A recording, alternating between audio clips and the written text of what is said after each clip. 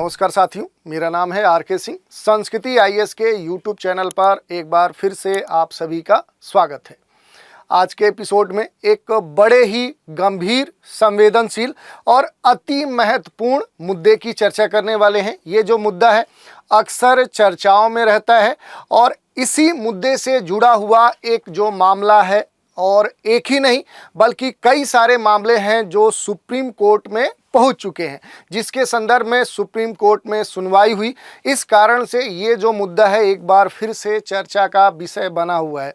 बात करें कि आखिर ये मुद्दा क्या है, तो ये मुद्दा है मैरिटल रेप का, यानी कहने का मतलब कि पत्नी के साथ जो जबरन संबंध बनाए जाते हैं, जिसको मैरिटल रेप कहा जाता है। उसी मुद्दे के बारे में हम आज चर्चा करने वाले हैं कि पत्नी के साथ जबरन संबंध बनाने पर पति पर केस चलना चाहिए या फिर नहीं चलना चाहिए।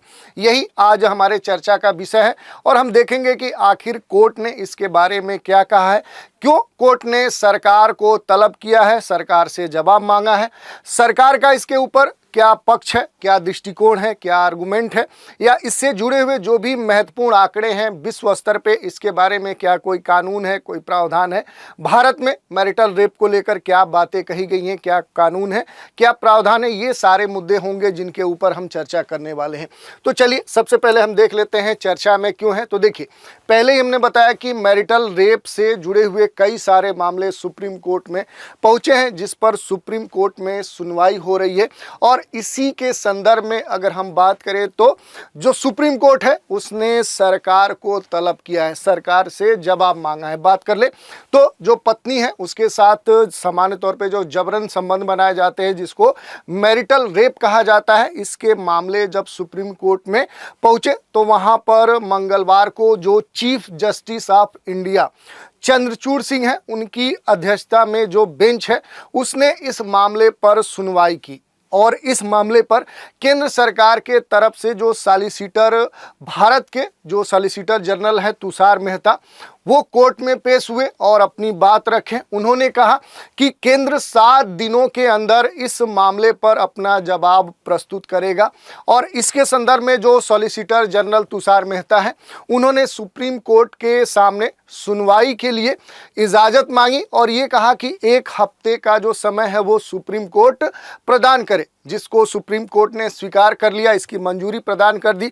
अब 1 हफ्ते बाद सरकार के तरफ से जवाब प्रस्तुत किया जाएगा। और इसी कारण से एक बार फिर से जो मैरिटल रेप का मामला है ये पूरे देश में चर्चा का विषय बना हुआ है। तो ये पूरा मुद्दा था जिसके बारे में हमने देखा। अब आगे देखना है कि आखिर इस पर सरकार अपना क्या आर्गुमेंट रखती है, क्या तर्क प्रस्तुत करती है, सरकार का दृष्टिकोण क्या रहता है, और फिर सुप्रीम कोर्ट इस पर क्या डिसीजन लेती है कि क्या अपने देश में पत्नी के साथ जो जबरन संबंध बनाने का मामला है, इस संबंध में पति के ऊपर अपराध सिद्ध किया जाएगा, अपराधी माना जाएगा, क्या उसके ऊपर केस चलेगा या फिर क्या होगा, ये आगे देखने वाली बात होगी। चलिए, इससे जुड़े हुए कुछ महत्वपूर्ण जो पहलू हैं उन पर हम बात करेंगे। उसमें सबसे महत्वपूर्ण है कि आखिर ये मामला है क्या। तो देखिए, जो मामला है ये कर्नाटक हाई कोर्ट और दिल्ली हाई कोर्ट के 2 फैसलों के खिलाफ ये मामला सुप्रीम कोर्ट में पहुंचा है। इसके अलावा कई सारी जो जनहित याचिकाएं हैं वो भी क्या है कि सुप्रीम कोर्ट में गई थी, जिस पर अगर बात करें तो खास तौर पे जो सुप्रीम कोर्ट है इस पर क्या है सुनवाई कर रहा था। भारतीय न्याय संहिता की धारा 63 ये बलात्कार के अपवाद 2 के मुताबिक मैरिटल रेप को अपराध नहीं मानती है। इस धारा के अनुसार मैरिटल जो रेप है उसे अपराध नहीं माना गया है। हालांकि इस मामले पर केंद्र सरकार को अभी जवाब दाखिल करना है। इसके लिए समय जो सॉलिसिटर जनरल है उन्होंने सुप्रीम कोर्ट से लिया है। केंद्र का कहना है कि कानूनों में बदलाव के लिए खास तौर पे इस मामले पर, चूंकि ये गंभीर मुद्दा है और इस पर विचार विमर्श किया जाना चाहिए। ये सरकार का अभी तक का क्या है, ये आर्गुमेंट है या कह सकते हैं दृष्टिकोण है। अब इसमें महत्वपूर्ण बात ये हो जाती है कि मैरिटल जो रेप का मामला है ये सुप्रीम कोर्ट में कैसे पहुंचा। तो देखिए, दो मामले इसमें देखने को मिले हैं। पहला जो मामला है वो दिल्ली हाई कोर्ट का है।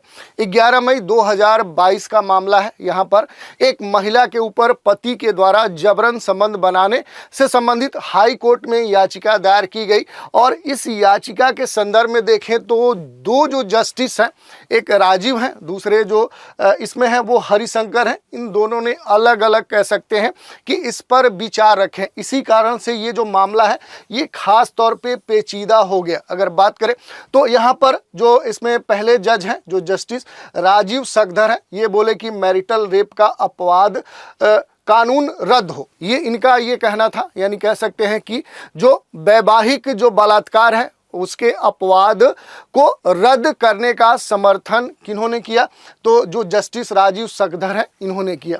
दूसरे जो जस्टिस हैं हरिशंकर, इन्होंने कहा कि यह अपवाद असंवैधानिक नहीं है। इनका ये कहना था कि ये असंवैधानिक नहीं है, ये एक समझ के अंतर पर आधारित है। तो देखिए, दो जो जस्टिस हैं, जो न्यायमूर्ति हैं, उनके विचारों में एक विरोधाभास देखने को मिला है। तो इस कारण से क्या है कि ये जो मामला है ये क्या है कि पेचीदा हो जाता है। इसके अलावा अगर हम बात करें तो जो दूसरा मामला है वो भी काफ़ी पेचीदा हमें देखने को मिल रहा है। अगर बात करें तो कर्नाटक हाई कोर्ट का मामला है। ये क्या है कि 23 मार्च 2023 का ये मामला है। खास तौर पे अगर इस मामले की बात करें तो इस मामले में पति ने पत्नी के तरफ से लगे रेप के आरोप के संदर्भ में जो कर्नाटक हाई कोर्ट है उसका रुख किया और यहाँ पर इसके कह सकते हैं कि मामले की सुनवाई हुई। कोर्ट ने रेप के आरोप को खत्म करने से मना कर दिया। अगर बात करें तो ये मामला क्या है कि नाग प्रसन्ना जो यहाँ पर जस्टिस है, इनकी सिंगल बेंच ने इस मामले में कहा था कि तथ्यों के आधार पर इस तरह के यौन हमले दुष्कर्म के लिए पति को पूरी छूट नहीं दी जा सकती। ये यहाँ पर कह सकते हैं कि जो जस्टिस हैं उनके द्वारा कही गई।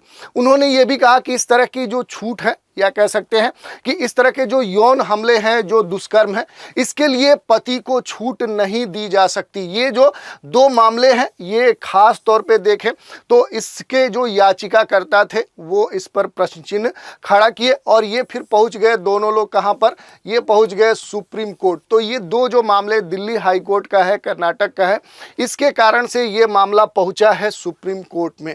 मैरिटल रेप को लेकर नए कानून बनाने की मांग को अगर हम देखें तो देश में ये काफ़ी पहले से डिमांड चलती आ रही है। कई सारे मामले आप अपने समाज में देख सकते हैं, अपने घर परिवार में देख सकते हैं, अपने रिश्तेदार में देख सकते हैं। तो इस तरह के जो मामले हैं अक्सर देखने को मिलते हैं और इसी के संदर्भ में ये दो मामले हैं। बहुत सारे जो मामले होते हैं वो दबा दिए जाते हैं, दब जाते हैं, या फिर कह सकते हैं कि सामाजिक जो बंधन है उसको ध्यान में रखते हुए कोर्ट तक पहुंचते ही नहीं है या परिवार वाले उसे दबा देते हैं। लेकिन ये दो मामले पहुंच चुके थे पहले हाई कोर्ट में। हाई कोर्ट में जाने के बाद यहाँ पर समाधान नहीं मिला, फिर पहुँच गए ये दोनों सुप्रीम कोर्ट में और दोनों जो मुख्य याचिकाएँ हैं जिन पर सुनवाई अब यहाँ पर हुई और इसके संदर्भ में चूंकि अगर बात करें तो सुप्रीम कोर्ट में चीफ जस्टिस जो है उनके अध्यक्षता में बेंच ने इस मामले पर सुनवाई की। आप समझ सकते हैं कि इस मामले की अहमियत कितनी है कि चीफ जस्टिस की अध्यक्षता में जो बेंच है वो इस पर सुनवाई कर रही है और सरकार के तरफ से जो सॉलिसिटर जनरल तुषार मेहता है वो अपने पक्ष को रख रहे हैं। तो इस तरह से क्या है कि ये मामला काफ़ी पेचीदा है और बड़ा ही महत्वपूर्ण है।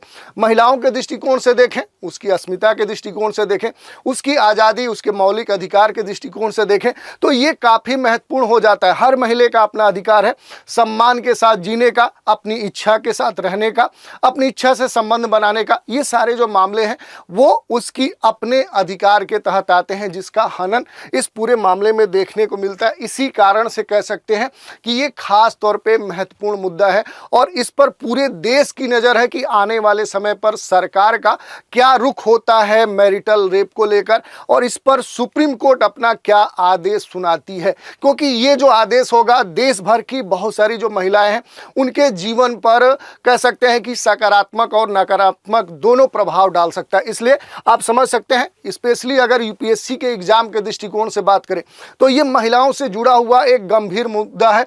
यही नहीं, सामाजिक जो इशूज हैं उनसे जुड़ा हुआ मुद्दा है, अपने समाज से जुड़ा हुआ मुद्दा है, परिवार से जुड़ा हुआ मुद्दा है। तो ये आपके लिए महत्वपूर्ण कह सकते हैं एक टॉपिक भी है, ऐसे या निबंध से जुड़े हुए, क्योंकि आप देख सकते हैं अभी यूपीएससी का मेंस एग्जाम हुआ, उसमें ऐसे टॉपिक पूछे जा रहे हैं जो हमारे आसपास घटित हो रहे हैं, ऐसी घटनाएं या ऐसे जो विषय हैं, ऐसे जो तत्व हैं, उन पर आधारित आपकी बेसिक जो समझ है, जो अंडरस्टैंडिंग है, उस पर लिखने को कहा जा रहा है। उनमें से ये एक गंभीर मुद्दा है। देखिए, मैरिटल जो रेप है, इसको लेकर भारत में क्या है कानून, इसकी थोड़ा सा बात कर लें। तो पत्नी की इजाजत के बिना जो यौन संबंध बनाए जाते हैं उसी को हम कहते हैं मैरिटल रेप। ठीक है, मैरिटल रेप को पत्नी के खिलाफ एक तरह का घरेलू हिंसा या यौन उत्पीड़न माना जाता है, लेकिन भारत में अभी तक मैरिटल रेप को लेकर इसे अपराध नहीं माना जाता है। अभी भी इसे अपराध की श्रेणी में नहीं रखा गया है। इस कारण से इस पर लगातार डिबेट होता है कि क्या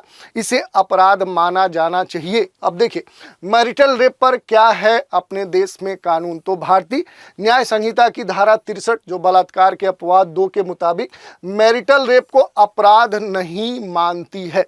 ये धारा महत्वपूर्ण हो जाती है। यानी भारत में अगर पति अपने पत्नी की इच्छा के बगैर जबरदस्ती उसके साथ यौन संबंध, उसके साथ शारीरिक संबंध बनाता है तो उसे अपराध नहीं माना जाएगा। ये अपने भारत की बात हम कर रहे हैं और इसी कारण से इस पर प्रश्न चिन्ह भी उठाया जाता है। अब देखिए, याचिकाकर्ताओं ने इस धारा 63 के अपवाद हटाने के लिए कई सारे तर्क दिए हैं। उसमें से जो सबसे महत्वपूर्ण है उनकी हम चर्चा कर लेते हैं। तो देखिए, यह समानता, गरिमापूर्ण जीवन और सेक्सुअल या पर्सनल जीवन में स्वतंत्रता के अधिकार के खिलाफ है। इसी कारण से इस पर लगातार प्रश्न चिन्ह उठाए जाते हैं। दूसरा जो आर्गुमेंट है, मैरिटल रेप को अपराध नहीं मानना विवाहित और अविवाहित महिलाओं के बीच अंतर पैदा करता है। आप समझ सकते हैं कि इसका मतलब क्या है कि जो विवाहित महिलाएं हैं वो क्या है कि वो एक तरह से इस दंश को झेलती हैं और जो अविवाहित महिलाएं हैं वो क्या है कि इस दंश को नहीं झेलती हैं।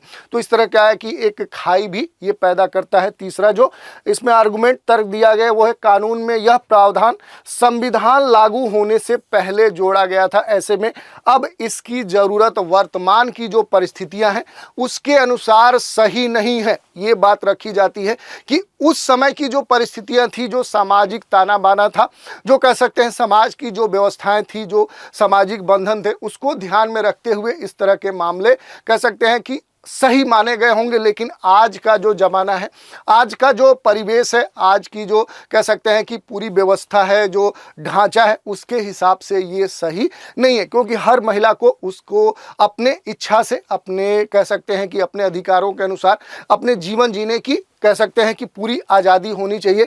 इस कारण से इस कह सकते हैं जो मैरिटल रेप का जो मुद्दा है ये काफ़ी गंभीर हो जाता है। तो ये हमने देखा। इसके साथ अगर बात कर ले कि मैरिटल रेप को लेकर अभी तक भारत सरकार का दृष्टिकोण क्या रहा है, ये काफ़ी महत्वपूर्ण हो जाता है। क्योंकि ये जो पूरा मामला है ये सरकार और सुप्रीम कोर्ट के बीच में कह सकते हैं फंसा हुआ है। अब देखना है कि आने वाले कार्रवाई का जो डेट है उस पर सरकार क्या जवाब देती है। लेकिन अभी तक अगर सरकार के रवैये की बात करें तो थोड़ा सा उसका एक देख सकते हैं जो संक्षिप्त जो उसका आइडिया है उसके बारे में देखते हैं। तो मैरिटल रेप को अपराध मानने से इनकार कर चुकी है भारत सरकार। तो अभी तक क्या है कि जो सरकार है वो इसे मैरिटल रेप को अपराध नहीं मानती है। और इसके संदर्भ में अगर कुछ मामलों की बात करें तो वर्ष 2016 में मोदी सरकार ने मैरिटल रेप के विचार को खारिज कर दिया था, पूरी तरह से इनकार कर दिया था। सरकार का क्या कहना था, तो देश में अशिक्षा, गरीबी, ढेरों जो सामाजिक रीति रिवाज हैं, जो अलग अलग कह सकते हैं कि वैल्यूज हैं, मूल्य हैं, धार्मिक विश्वास हैं, विवाह को एक संस्कार के रूप में मानने की समाज की मानसिकता जैसे विभिन्न कारणों से इसे भारतीय संदर्भ में लागू नहीं किया जा सकता। ये सरकार का एक तर्क है कि इस कारण से क्या है कि भारत में जो मैरिटल रेप है उसे अपराध की श्रेणी में नहीं रखा जा सकता। इसके अलावा वर्ष 2017 की बात करें तो सरकार ने मैरिटल रेप को अपराध न मानने के कानूनी अपवाद को हटाने का विरोध किया था। सरकार का क्या तर्क था इस संदर्भ में, तो मैरिटल रेप को अपराध घोषित करने से विवाह की संस्था अस्थिर हो जाएगी। ठीक है, विवाह की जो प्रणाली है या जो पद्धति है वो अनस्टेबल हो जाएगी और इसका इस्तेमाल पत्नियों द्वारा अपने पतियों को सजा देने के लिए किया जा सकता है। ये बात कही गई है। कह सकते हैं कि आंशिक तौर पे ये मामला हो सकता है कि कोई पत्नी इसके आड़ में, इसके कह सकते हैं कि इसके आधार बनाते हुए अपने पति को प्रताड़ित कर सकती है, उसे कह सकते हैं कि एक बड़ा गुजारा भत्ता की डिमांड कर सकती है, या इस तरह के मामले हो सकते हैं। लेकिन ये जो मामले हैं बड़े ही सीमित होते हैं, लेकिन इस पर निगेटिव पॉजिटिव दोनों पक्ष रखे जा सकते हैं। लेकिन अभी तक सरकार ने यही इस पर आर्गुमेंट दिया। इसके अलावा केंद्र ने पिछले साल दिल्ली हाई कोर्ट में मैरिटल रेप पर चल रही सुनवाई के दौरान कहा था कि केवल इसलिए कि अन्य देशों में मैरिटल रेप को अपराध घोषित कर दिया गया है, भारत में भी ऐसा किया जाए, ये सही नहीं है। ये बात कही गई है सरकार के द्वारा। अभी तक देखें तो ये आर्गुमेंट दिए गए हैं, इसमें अभी तक तो यही लग रहा है कि सरकार मैरिटल रेप को अपराध घोषित करने के मूड में नहीं है। अब देखना है कि सुप्रीम कोर्ट में सरकार की तरफ से 7 दिनों के बाद, 1 हफ्ते के बाद क्या जवाब वहां पर प्रस्तुत किया जाता है और उस पर सुप्रीम कोर्ट क्या कह सकते हैं कि आगे मामले पर कार्रवाई करती है, ये भी महत्वपूर्ण है। इसके अलावा विश्व के कौन से देश हैं जहां पर माना जाता है कि मैरिटल रेप होता है, तो देखिए इसकी शुरुआत देखें तो पहले जो दुनिया में जो सबसे प्रारंभ में जो विकसित होने वाले जो राष्ट्र थे, जैसे इंग्लैंड की बात करें तो यहाँ पर माना गया कि मैरिटल रेप होता था। पहले तो इस तरह की किसी भी कह सकते हैं कि विचारधारा को मानना ही बड़ी बात थी और इसको सबसे पहली बार पश्चिम के देशों ने स्वीकार किया कि नहीं, इस तरह की भी घटना होती है, मैरिटल रेप जैसा कंसेप्ट हो सकता है। लेकिन प्रारंभिक दौर में देखें तो भारत में इस तरह की किसी भी विचारधारा को मानना हमारे समाज के खिलाफ था। 20वीं सदी तक अमेरिका और इंग्लैंड के कानून मानते थे कि शादी के बाद पत्नी के अधिकार पति के अधिकारों में समाहित हो जाते हैं। 19वीं सदी की शुरुआत में नारीवादी जो आंदोलन है, इसके उदय के साथ ही इस विचारधारा ने जन्म लिया कि शादी के बाद पति पत्नी के सेक्स संबंधों में महिलाओं की सहमति का अधिकार उनका एक मौलिक अधिकार है। अगर महिला की इच्छा नहीं है तो फिर वो पति उसके साथ यौन संबंध, शारीरिक संबंध नहीं बना सकता। और इस कारण से धीरे धीरे क्या है कि ये मामला आगे बढ़ने लगा। कुछ डेटा पर हम चर्चा कर लेते हैं। तो देखिए अगर बात करें अगर मैरिटल रेप की तो 77 देशों में मैरिटल रेप को अपराध मानने को लेकर स्पष्ट कानून बन चुके हैं। लेकिन अभी भी क्या है कि दुनिया में 34 से अधिक ऐसे देश हैं जो मैरिटल रेप को अपराध की श्रेणी में नहीं रख सकते और उनमें भारत भी शामिल है। भारत भी क्या है कि मैरिटल रेप को अपराध नहीं मानता है। थोड़ा सा मैरिटल रेप को अपराध बताने की कहानी, यानी कह सकते हैं कि अगर पिछले इतिहास की बात करें तो 1932 में मैरिटल रेप को अपराध घोषित करने वाला जो पोलैंड है, ये दुनिया का पहला देश बना। तो इस कारण से ये महत्वपूर्ण हो जाता है कि दुनिया में पोलैंड एकमात्र देश है जिसने सबसे पहली बार मैरिटल रेप को अपराध की श्रेणी में घोषित किया। 1970 की बात करें तो 1993 के बीच में अमेरिका के सभी 50 राज्यों ने मैरिटल रेप को अपराध घोषित कर दिया। 1986 की बात करें तो यूरोपियन संसद ने मैरिटल रेप को अपराध की श्रेणी में डाला। नेपाल ने भी मैरिटल रेप को अपवाद की श्रेणी से हटाकर अपराध की श्रेणी में डाला। तो आप देखिए नेपाल जैसा जो एक छोटा सा राष्ट्र है वो क्या है कि वो मैरिटल रेप को क्या है कि अपवाद की श्रेणी से हटाकर इसे अपराध की श्रेणी में रखा। और भारत जैसा लोकतांत्रिक देश जहां पर बात करें तो अपने नागरिकों के बीच में भेदभाव नहीं किया जाता है, महिला पुरुष के अंतर को नकारा जाता है और इस कारण से महिलाओं के अधिकार के बात जहां पर आती है उस पर आज भी कहें तो सरकार का जो रवैया है वो सही नहीं दिखता। ये अलग बात है, इस पर दोनों पक्ष हो सकते हैं, इसके आप सरकार के पक्ष में भी हो सकते हैं, सरकार के विपक्ष में भी हो सकते हैं, ये मुद्दा अलग है, लेकिन अभी तक का यही मामला है। इसके अलावा किस देश में कब लागू हुआ मैरिटल रेप का कानून, तो ये एक बड़ा आंकड़ा आपके सामने दिया गया है, इस पर आप देख सकते हैं। इसके अलावा अगर मैरिटल रेप की बात करें तो अगर भारत के संदर्भ में देखें तो भारत के गाँव में जो मामले देखने को मिलते हैं मैरिटल रेप के वो अधिक देखने को मिलते हैं। लगभग जो सर्वे किए गए हैं उसमें 32 से जो % है, आप कह सकते हैं 32% जो क्या मामले हैं वो गांव में देखने को मिले हैं मैरिटल रेप के मामले। और अर्बन एरियाज की बात करें शहरों में तो केवल 24% ही मैरिटल रेप के मामले देखने को मिलते हैं। इसके पीछे कारण भी आप समझ सकते हैं, एक जो कह सकते हैं कि एक बौद्धिकता जो होती है या एक नॉलेज के स्तर पे देखें, समझ के स्तर पे देखें तो शहर के जो लोग हैं वो गाँव से अधिक सक्षम है। इस कारण से आप समझ सकते हैं कुछ परिस्थितियाँ भी हैं जो गाँवों में इस तरह के मैरिटल रेप को बढ़ावा देती है।